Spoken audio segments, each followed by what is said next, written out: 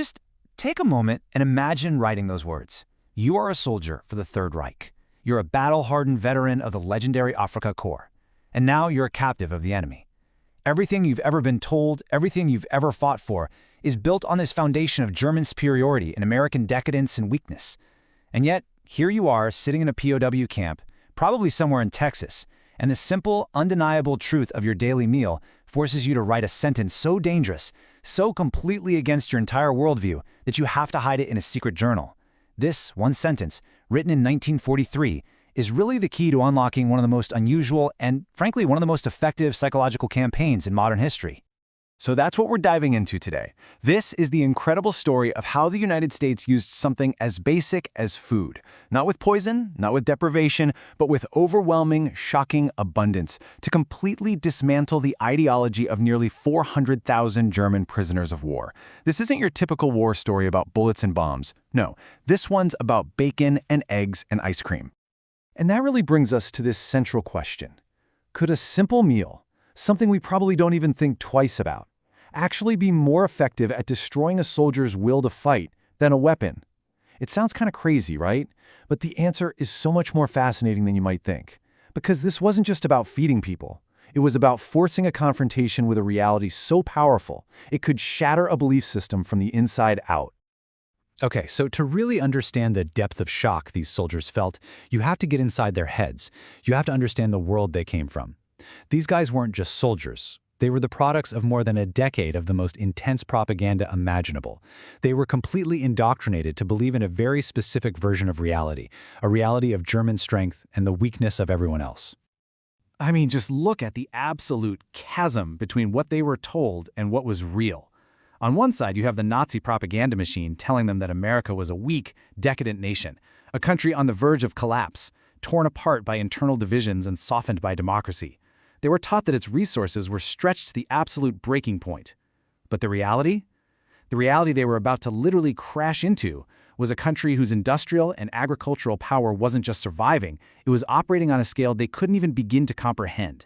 This wasn't just a miscalculation, it was a total, systemic delusion. And that delusion, that bubble, it started to crack the very moment they were captured.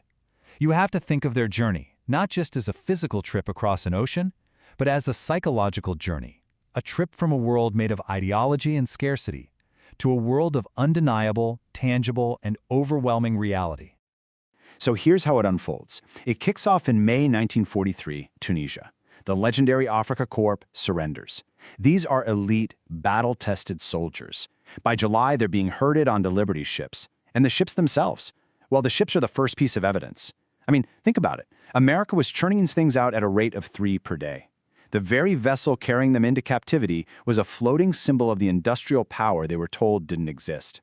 By August, they land in Virginia, and the illusion is about to be completely ripped away. And right here, this is the first crack. It wasn't some grand speech or a show of military might. It was bread. Simple white bread. Back in North Africa, a German soldier was lucky to get a hard, whole wheat cracker.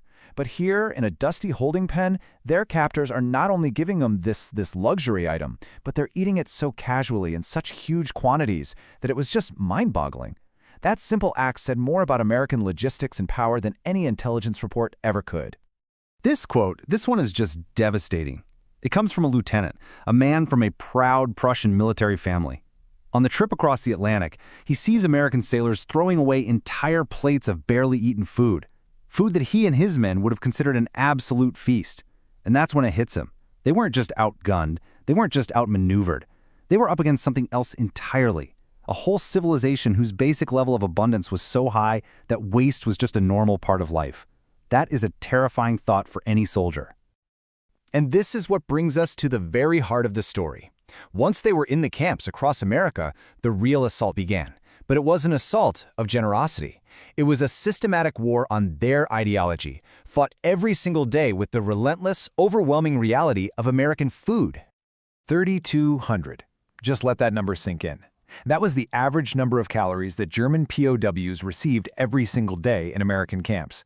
For men who had been barely surviving on meager rations in the desert, this number wasn't just sustenance, it was a statement. It was a mathematical proof of their enemy's unbelievable power. Now look at this comparison. This chart tells the whole story. A German prisoner in America was eating substantially more than a German soldier fighting on the front lines. And by 1945, that same prisoner was eating more than double the calories of a German civilian back home, their own mothers, their own wives, and children. Can you even imagine the psychological damage of that knowledge? Knowing that your enemy is treating you, their captive, better than your own country is treating its soldiers and its own people. It's an ideological kill shot. There's no coming back from that. And then you had moments like Christmas in 1943. Just look at this menu they put out for these prisoners. This wasn't a meal, this was a feast from a forgotten world. For so many of these guys, this was the final crushing blow. There are reports of men openly weeping while they ate, not out of sadness, but from the sheer overwhelming shock of it all, thinking about the hunger their families were enduring back home. How could you possibly keep believing in a victory for your nation of scarcity when the enemy nation of plenty could afford to serve a banquet like this to its captured foes? This little story is almost funny if it weren't so profound.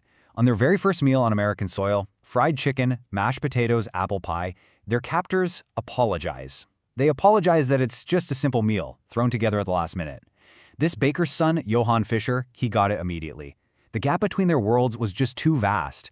What Americans called a simple thrown-together meal was something German generals would have considered a feast for a king. The delusion was shattered right there. And it wasn't just what they ate, it was what they saw. Ernst Wagner's story about the farmer dumping hundreds of gallons of extra milk, it's one of the most powerful accounts in this entire story. This wasn't waste because of carelessness. This was waste as a necessary part of an economy so insanely productive, it just created more than it could possibly use. Milk, a precious commodity that mothers back in Germany were desperate for, was being used to water the fields in America. At that point, in the minds of these men, the war was already lost. So this daily, unavoidable confrontation with abundance, it led to this deep transformation. Yeah, it was physical, but way more importantly, it was psychological. Their entire belief system, everything they thought was true, was being systematically taken apart, not by lectures or pamphlets, but by their own eyes, their own mouths, their own full stomachs. Every full plate was an argument against Nazi ideology. They were taught that democracies were weak and inefficient. Yet this democracy was producing a tidal wave of food while fighting a war across the entire globe.